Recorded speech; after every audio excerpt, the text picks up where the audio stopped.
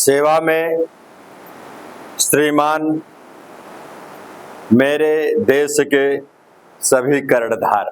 मैं आचार्य पंडित ब्रह्मजी तिवारी, ग्राम सुनरा, पोस्ट गंगौली, जिला जौनपुर, यहाँ मुंबई में थाना कल्याण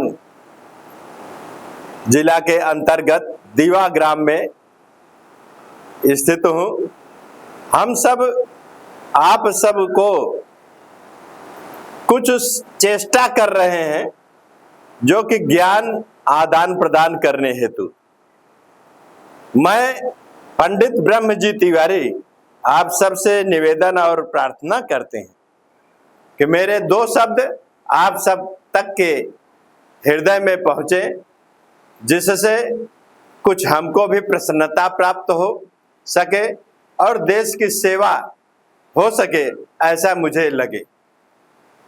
हम इसके साथ में पहले मां सरस्वती की वंदना करेंगे और इसके बाद हम अपने दो शब्द जो मां सरस्वती की कृपा से हो सकेगा आप सब तक पहुंचाएंगे। या कुंदेन्दु तुषार हार धवला, या शुभ्रवस्त्रावृता, या वीणावरदण्ड मंडित करा, या श्वेत पद्मासना, या ब्रह्मा च्युत शंकरा प्रभृतिभिर् देव सदा मंडिता, सा मां पातु सरस्वती भगवती, निःशेष जाड्यान् कारापहार। बोलो श्री मां सरस्वती माते की, श्री गणेश भगवान की, रिद्धि सिद्धि माता की, उमा महेश्वर परिवार की।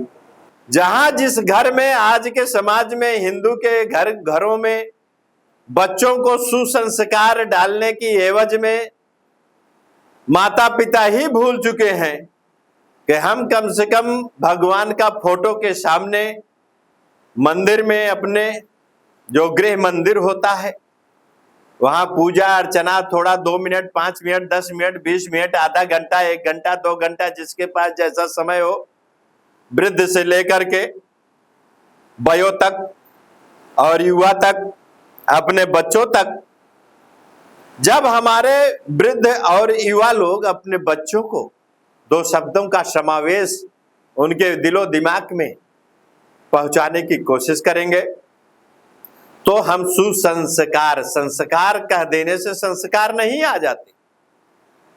सु डालने के लिए सुंदर कर्म करने पड़ते हैं। हमें वृद्धों को ही, हमें युवाओं को ही सुसंस्कार के शब्दों का चयन करना होगा, उन्हें संस्कार डालने होंगे। कि हमारे जीवन की कुछ कहानियां हैं जो कि समय के हिसाब से बदला, और मैं अपने गांव जिला जौनपुर यूपी में निवास करते थे।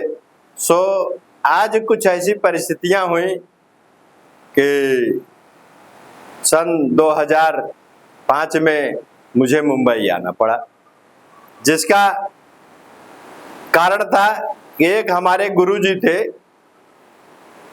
और उनके द्वारा कुछ समय हम वहाँ पे यूपी में, उत्तर प्रदेश में अपना पूजा पाठ उनके साथ में सेवारत रहे, मुंबई में आया जाया करते थे।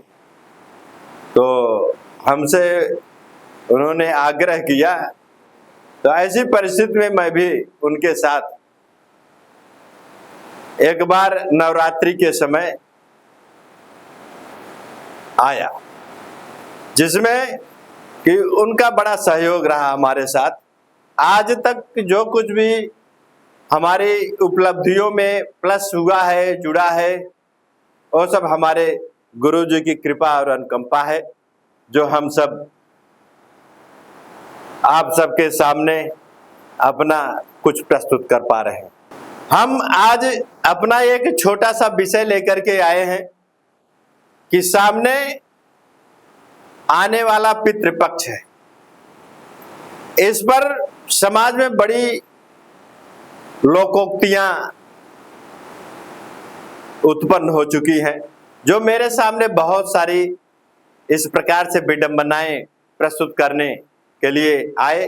बहुत सारे प्रश्न आए, जो मैंने सोचा कि इस प्रकार से कुछ समाज में भी बाड़ी चली जाएगी और लोगों को भी कुछ ज्ञान प्रस्तुत हो जाएगा, कुछ बढ़ावा मिल सके, आप लोगों की त्रुटियों में कुछ सहानुभूति हो सके कि उसे सही तरीके से कर सकें।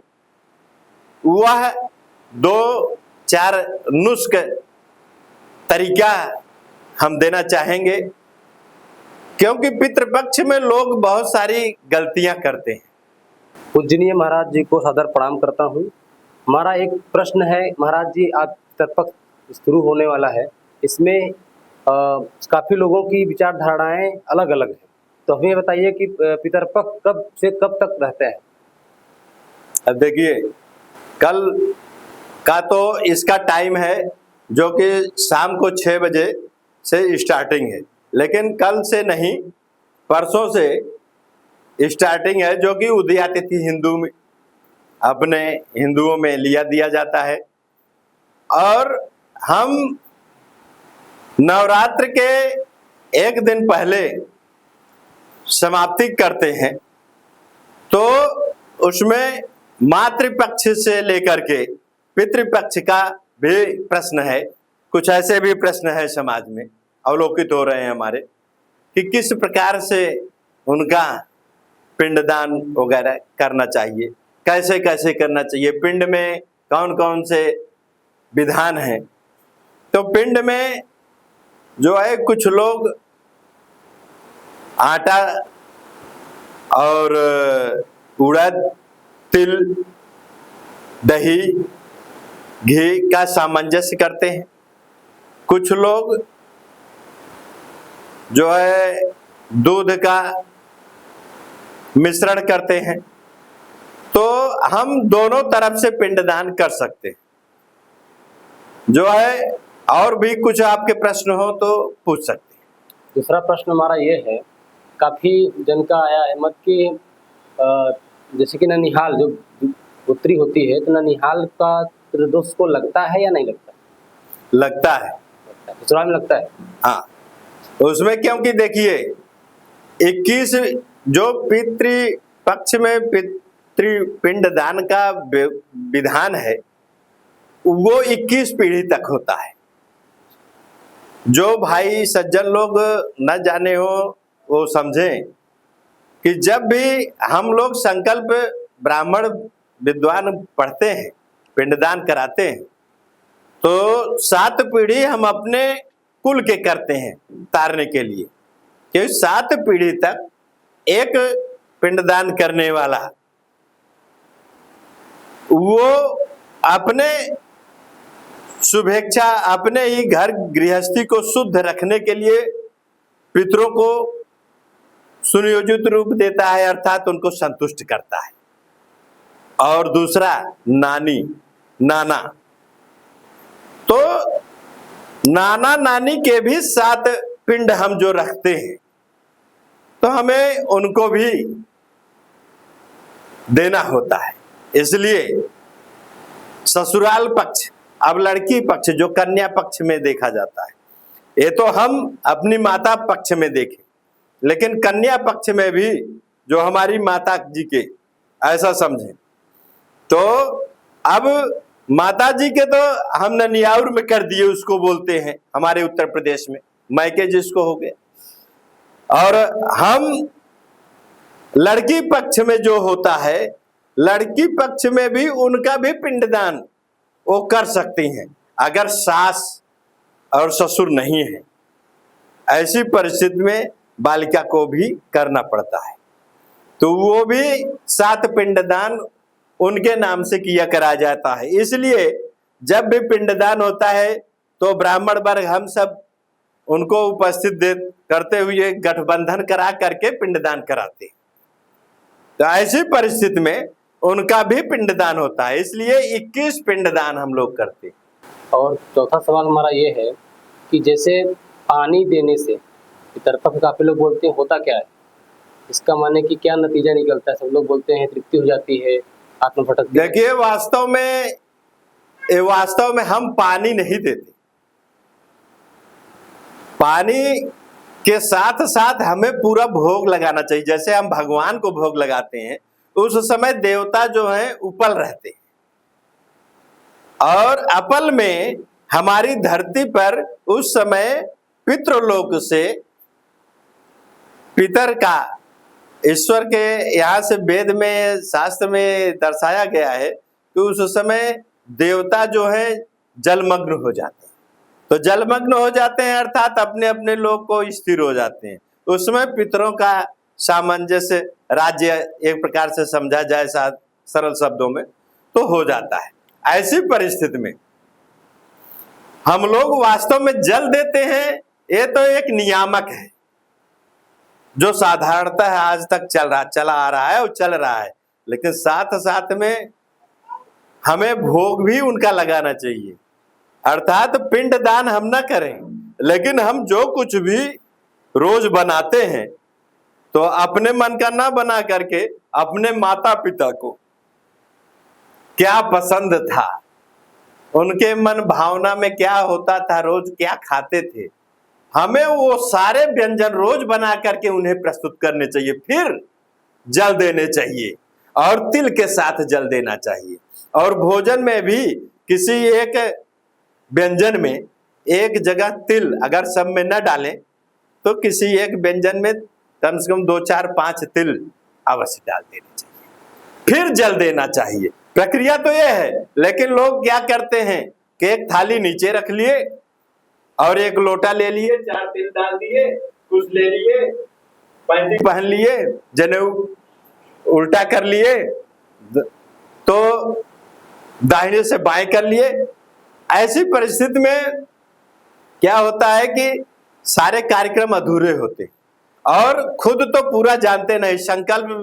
संकल्प के साथ पिंड का मंत्र जो होता है हमें वो सब भी बोलना चाहिए। खुद न कर सके तो हमारे अगल बगल पास पड़ोस में या कुछ दूर पर कुछ ब्राह्मण होते हैं, उनसे ज्ञान लेकर के साथ साथ कुछ लिखा लेना चाहिए। कुछ ज्यादा नहीं है, 2-4 लाइन ऐसे होते हैं जो कि रोज अगर ब्राह्मण नहीं बुला सकते तो उसे हमें बोलना चाहिए। ऐसा पितृ विधान है। समझ में आ गया मुझे, धन्यवाद, प्रणाम। छोटे बच्चे, युवा और बड़े बुजुर्गों को प्रणाम करते हुए, छोटे बच्चों को आशीर्वाद देते हुए, जय हिंद, जय श्री राम, जय श्री कृष्णा, राधे कृष्ण, सीताराम सीताराम के साथ अपने शब्दों को विराम देते हैं। बोलो सिया बलराम चंद्र की जय। जय सीताराम, जय जय श्री राम, जय जय श्री राम।